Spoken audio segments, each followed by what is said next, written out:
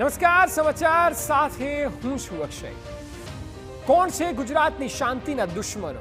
ગુજરાતની શાંતિને કોની લાગી છે નજર? વિઘ્નહર્તાના પ્રસંગમાં કોણે ઊભું કર્યું વિઘ્ન? આ સવાલ છે। સવાલો સર્જવા પાછળનું કારણ છે પાછલા દિવસોમાં સર્જાયેલી કેટલીક ઘટનાઓ। જુઓ આપની ટીવી સ્ક્રીન પરની આ તસવીર। દક્ષિણ ગુજરાતથી માંડીને કચ્છ સુધી ગુજરાતની શાંતિના દુશ્મનો કરી રહ્યા છે કાંકરી ચાળો। પહેલા સુરત, પછી ભરૂચ અને હવે કચ્છના નખત્રાણાનું જડુદર ગામ। ત્રણેય શહેરો ભલે અલગ અલગ હોય, પરંતુ આ ત્રણેય સ્થળોએ થયો છે એક સરખો હિચકારો પ્રયાસ, અને તે પણ ગુજરાતની શાંતિ ભંગ પાડવાનો। સુરતમાં સર્જાયેલી ઘટના બાદ ખુલાસો થયો છે કે માસૂમોની યાદમાં રાજ્યના દુશ્મનોએ પોતાના બદ ઇરાદા પાર પાડ્યા।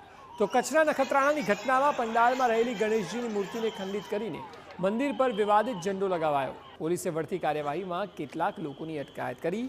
ભરૂચમાં પણ કાંકરી ચાળો કરતા લુખ્ખાઓએ ખાખીને પડકાર ફેંક્યો।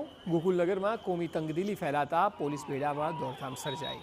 આમ વિઘ્નહર્તાના પર્વમાં વિઘ્ન નાખવાનો અપ્રયાસ ચાળી ખાઈ રહ્યો છે કે ગુજરાતની શાંતિ, સમૃદ્ધિ અને પ્રગતિ કેટલાક તત્વોને પછી નથી રહી, અને કાંકરી ચાળો કરીને બદ ઇરાદાને અંજામ આપવાનો પ્રયાસ થઈ રહ્યો છે।